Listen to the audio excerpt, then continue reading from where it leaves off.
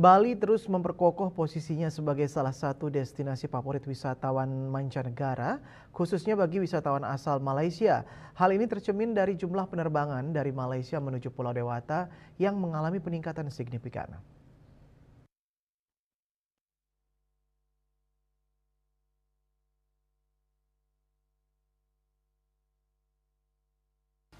Sebagai salah satu negara tetangga yang memiliki hubungan erat dengan Indonesia, Malaysia menyumbangkan jumlah wisatawan yang cukup besar ke Bali setiap tahunnya.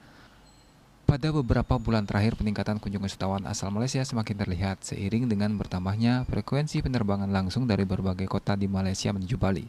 General Manager PT Angkasa Pura Bandara Ngurah Rai, Hendy Heriuditiawan mengakui Malaysia menjadi salah satu rute dengan jumlah penumpang terbanyak di Bandara Ngurah Rai.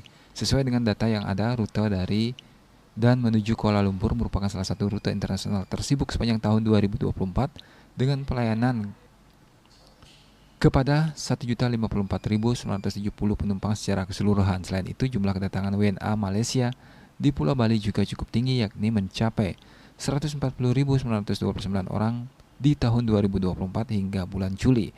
Menurutnya, dengan hadirnya rute penerbangan langsung dari dan menuju kota Kinabalu di Bandara Ngurah Rai diharapkan dapat menjadi alternatif bagi para pelaku perjalanan dari negeri jiran untuk mengeksplorasi destinasi wisata di Pulau Dewata. Bali Pos melaporkan.